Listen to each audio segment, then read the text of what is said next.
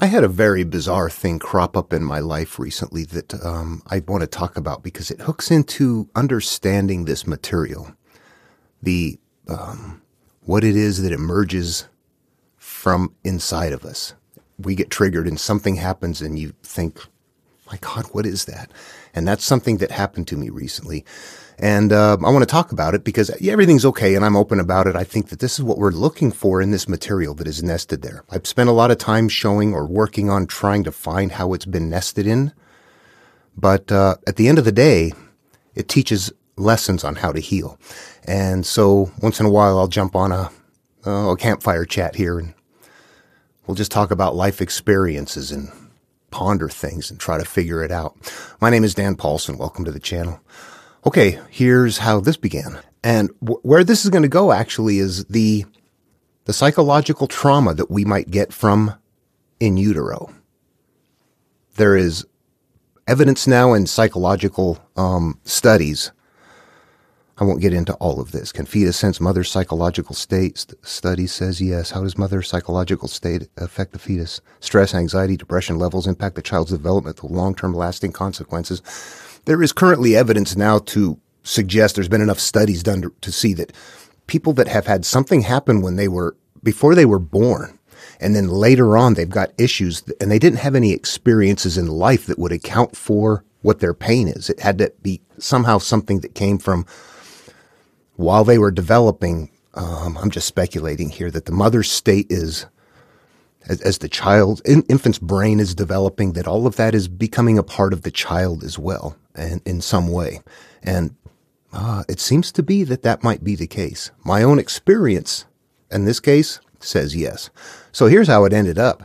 This is weird because it's just, my wife came home late from work the other night. She had to go to the store and get some things, but it took a lot longer than I thought. She didn't contact me, and I just instantly snapped to, what is she doing? It was a jealous thing, and you know what? She has never once in life given me reason to feel that way. My first wife did, but I've got that pretty well resolved. This is just really was like, where does that come from? What did I do? And of course, I question her on it, and it's really this most bizarre thing. And I think to myself, where does that come from? Why do I instantly go there? And why? Think about this. In a case like that, in any other time, I would think, oh my gosh, I wonder if there was an accident. Hope that's okay. Actually, she wasn't responding to text. She was busy. She actually was at the pharmacy in long line getting, she's got asthma, things like that. So she was busy doing things, and I'm coming unglued for no good reason whatsoever, and nothing that I can figure out. So I'm getting triggered on something that is completely wrong. It was only the time difference that caused the trigger, but something is coming out that doesn't fit. It doesn't fit. And after the fact, I'm like, what the heck did that come from? Where does that come from? All right, now I got a story to tell you. And I'll just tell you that it's kind of a family story here. But this is how we look at where we come from. We are products of our environments. We need to understand our environments and what created those environments. I mean, some people can just say, oh, I let it go. When I have things trigger out like that, I have to figure out what is stored in there that's coming out. Something obviously isn't let go. Is it? No. You can see you've done something that, creates confusion and hurt in somebody's life, and it's not justified. So you have something to resolve. All right. So my mom, that's the source. That's where I come from, right? And this is very important. She is very young, kind of pushed out of the house, she says, when she was 17.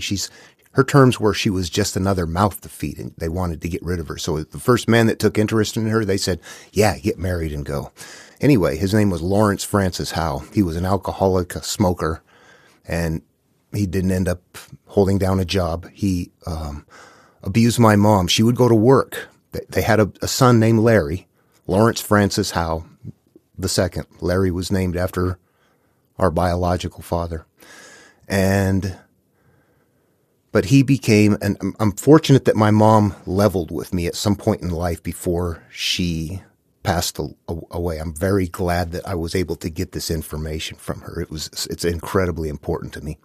when I was growing in life, at one point in time as an adult, I sit her down and say, Mom, you're going to talk to me. I'm hurt. You need to help me. I don't care how hurt you are. You got to help your son.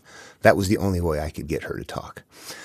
And she started telling me things like, that he would come home and beat her, take her tip money, and then disappear for 3 days or something, take her pay, whatever. She had kids, had Larry to feed, and she gets pregnant as a new boy. That second one doesn't care. She takes over there, names me Daniel Luke. She goes a different direction, and she's got some biblical thing in her mind that she's hanging on to. So that, I think, is a part of something that was important, although maybe not. Maybe not. She's mentally conceptualizing something while she's being hurt, that as time goes on, it gets worse. But at some point in time, he is a jealous individual that would come to the workplace where she was working in the restaurant, and she was a waitress. And it got to the point he was there drunk, and he would come around, and as she's serving and people are like, oh yeah, thank you very much for that, he would go up and, what are you being all nice to her for? And it really was severe. This is it's in the late 50s, and it's just not okay behavior. And she said at one point the owner of the place had to call the police and have him removed. But this is all happening while I am in utero. And this is it's getting close to my birthday too. December is when I'm born, and I'm thinking, I'm getting into that time. It looks like all those pieces are lining up. Is there something that I have to resolve that actually happened before I was even born, that wasn't even my experience? And I go, boy, that's the only thing I can come up with. It's the only answer I can come up with that makes some kind of sense in a flow of how energy works, how things get created and stored and put someplace and emerges later, that it had to have come from someplace. And I think that that's it. And I think it's viable to talk about those things. And I'm actually going to go talk to a psychiatrist that I go to once in a while, just to I'll pay him and say, here, I've got a relationship with somebody that realizes, okay, yeah, he's on the ball. He knows what he's doing. He just needs a sounding board. And that took a while to happen, but that's what I'm going to do. I'm going to go talk to them about that, because I've heard that before, and I thought, well, I don't know, that's kind of goofy. I've heard terms like what was it? Psychological karma or something like that. And I'm like, boy, I don't even like the sounds of that. I don't know what that means. But I can see where my brain under development, while my mom is completely anguished, hurting. Later on, he's even, after I get born, he's burning us with cigarettes to get her tip money, and she has to withhold a little bit of it. And anyway, that she eventually got out of there, but there were a lot of problems on the horizon. That was just the beginning. So there was a lot of issues that had to be gone through and still have to go through. It's like, oh my God, what next? Sometimes you're like, I feel good. And then something comes up.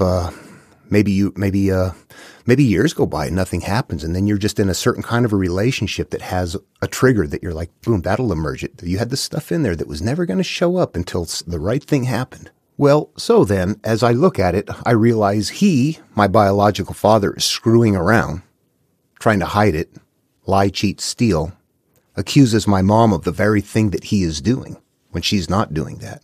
She's trying to raise a couple kids and she doesn't have money. She's struggling. She's young, going, what have I done?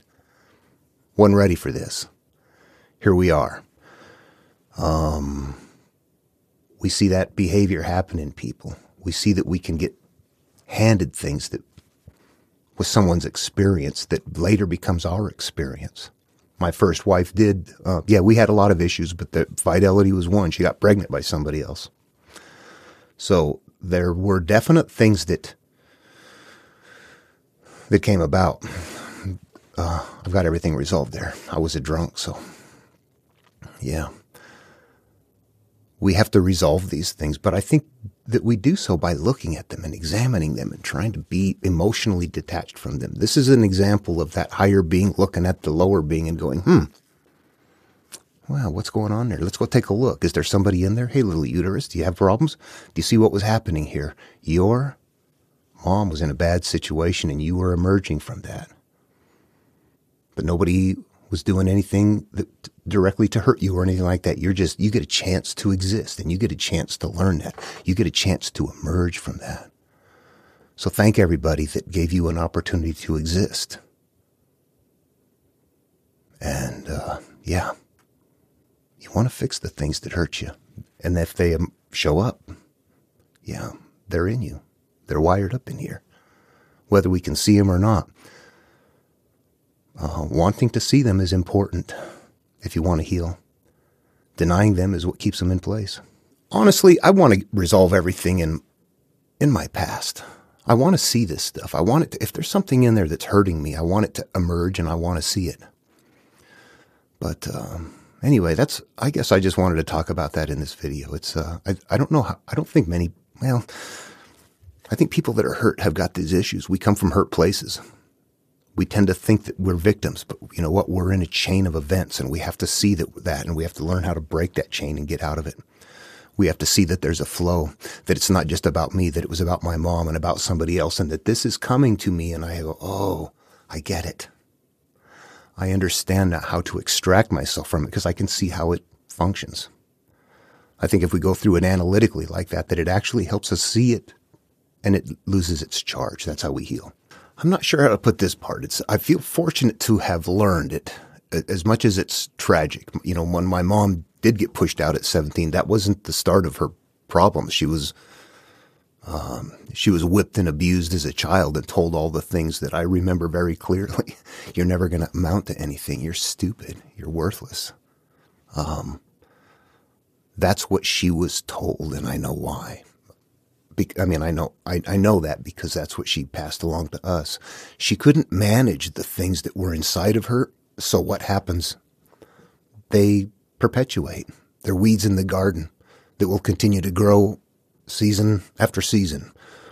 Our things get triggered out that are in there. And if we don't go back and get them out at the seed, they're just going to continue to emerge. There's a point to, I thought about something before. Early on when I was starting to go through changes and realizing that I had to go back and that it really was a process of going into my memories, to the pain, the hurt, and shame, and start dealing with that stuff. I started doing that, and it was very difficult at first. Soon I got into it, and it was like, it still wasn't comfortable. It was not okay, but it was like, okay, I can do this. And the results were just piling on. It's like, oh, this is so good, getting rid of all these things and finding ways of resolving them. That it becomes very important. And then at some point you think, wow, I want to get rid of everything. And so you want things to emerge. You just have to be careful when they emerge that we don't. Well, you know what? If you get triggered, it went too far. I think that's the only way you catch it. Yeah. That's one that won't happen again, though. I'm going to talk that one out until that it will not have a charge anymore. That I understand a source that is beyond me, that was beyond my experience and comprehension, that makes perfect sense.